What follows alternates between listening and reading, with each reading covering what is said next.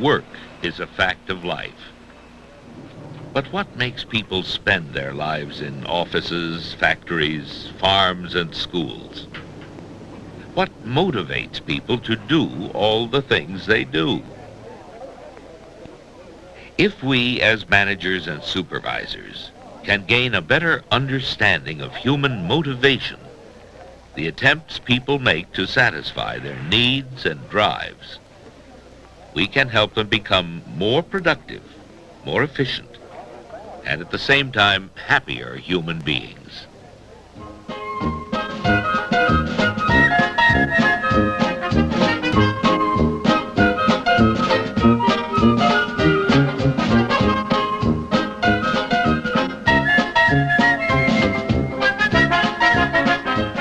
Perhaps one of the most interesting theories about human motivation was proposed by Dr. Abraham Maslow, a clinical psychologist.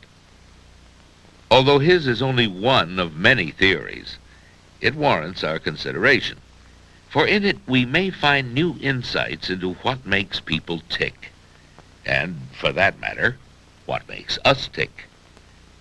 Maslow contended that man is an ever-wanting animal.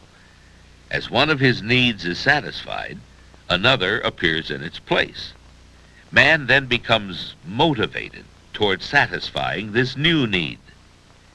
Maslow noted that human needs generally tend to develop in a certain sequence,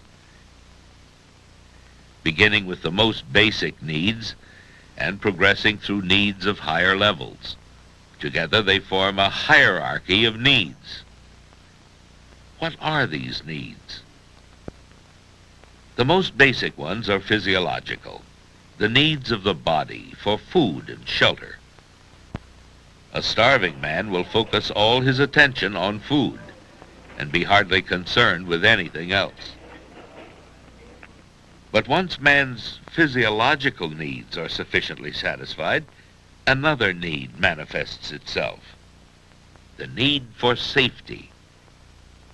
The individual seeks to assure himself that his physiological needs, now satisfied, will continue to be satisfied.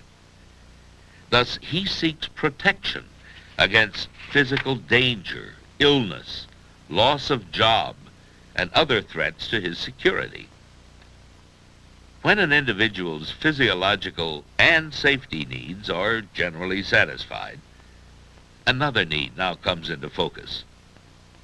Maslow called this third need a social need, the yearning to belong, to have friends and acquaintances, to love and be loved. Man is gregarious. He cannot live in isolation. But what now? When these three levels of need are generally satisfied, is everything accounted for? Man is still a wanting animal. According to Maslow, his next major need is the need for esteem. It consists of one's sense of self-esteem, as well as the esteem and recognition one receives from others. Although these four needs are certainly important and motivate individuals to action, Maslow considered them to be deficit needs. Most people spend so much time and energy trying to satisfy these deficit needs that they rarely can direct themselves toward the fifth and most important need, the need for self-actualization. The self-actualizing person, freed at last from the arduous tasks of satisfying the externally imposed deficit needs, is now ready to explore the possibilities of his true self, to use his interests, talents, and abilities to fulfill his highest potential as a human being. At this point, one may well ask, what value is there in knowing about Maslow's hierarchy of needs theory? How does it apply to an organizational setting? Well, let's see. As we recall, at the lowest level is the desire to satisfy physiological needs. Here is one way this may be reflected in a work setting.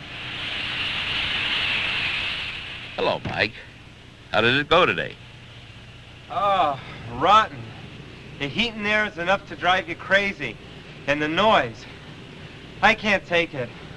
I just gotta find another job.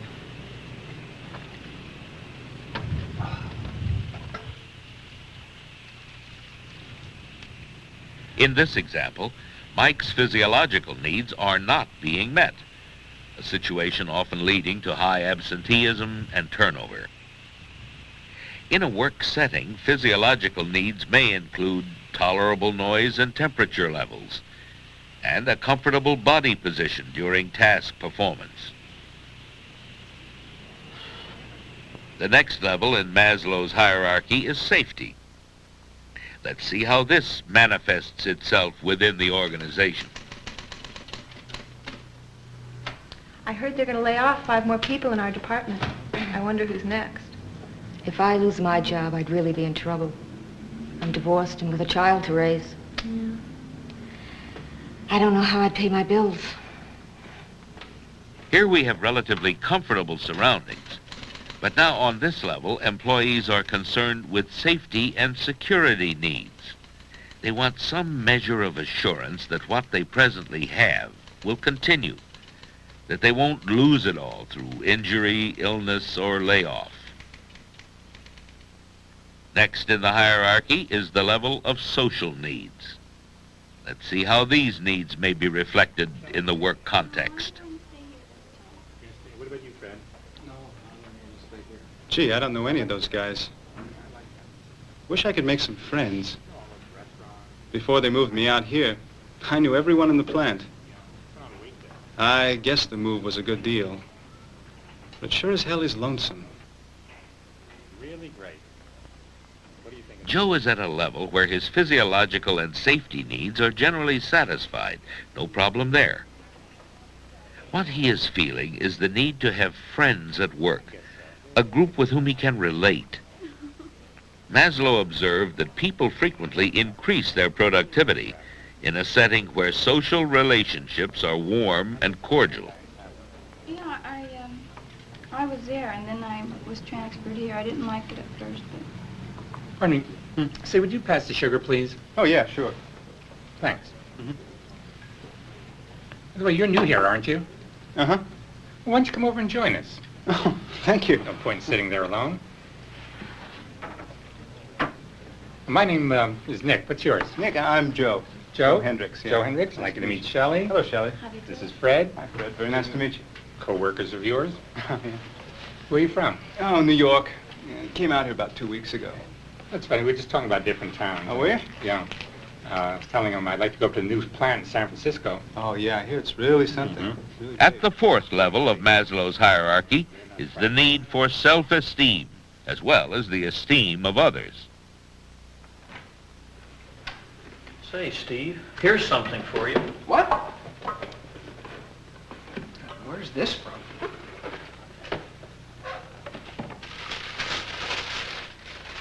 Oh, I don't believe it. This is beautiful. Fantastic. Top producer award. Congratulations. Thanks a lot. Great. To satisfy esteem needs within the organization, human beings must feel that others respect them, that their efforts are recognized. Satisfaction of this need leads to self-confidence, strength, and a feeling of adequateness. Is Steve a totally satisfied man? His physiological, safety, social, and esteem needs are all gratified. But according to Maslow, there is still more. The highest level need, the need for self-actualization, the need to be turned on to life, to feel that everything is worthwhile. However, most people fulfill their self-actualization needs away from the job.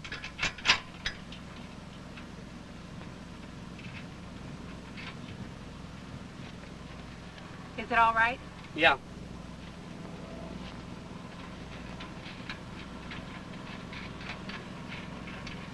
All during the week, Jane and I work hard. But on weekends, we take off to the mountains, to the desert, to the beach. That's what we call living.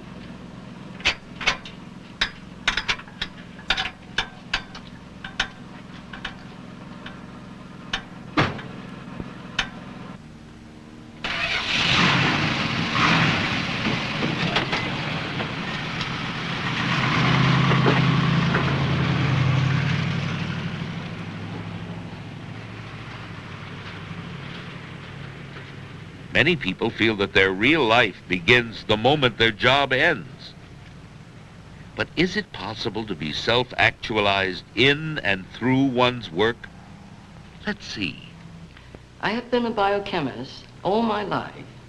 What I like about my job most is the diversity and challenge. Besides research and development of new tests, there's always something new every day. Right now, I'm into making training films for students. I really like that the best.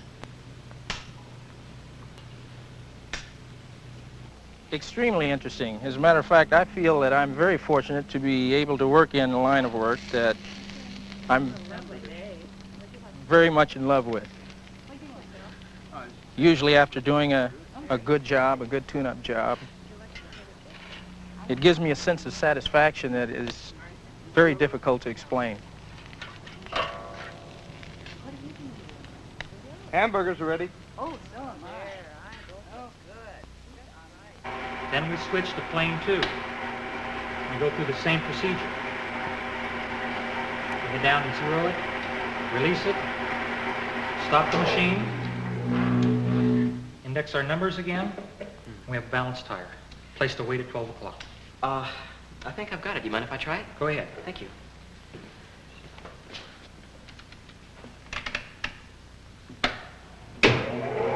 And these always bring us up to the highest apex then.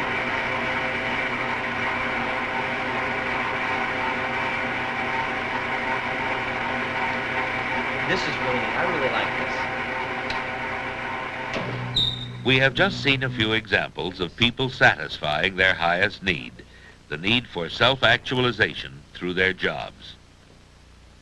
For these fortunate people, self-actualization, the need to enjoy what they're doing, to consider it worthwhile and fulfilling, is being satisfied in their work situation.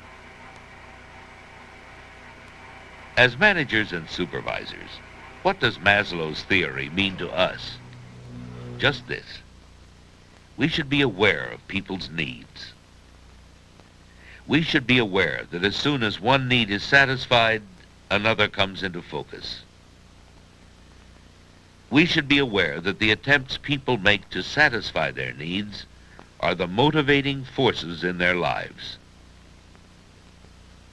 If we gain a deeper understanding into what people really want and what they really need, we can indeed help them become more productive, more efficient, and at the same time happier human beings.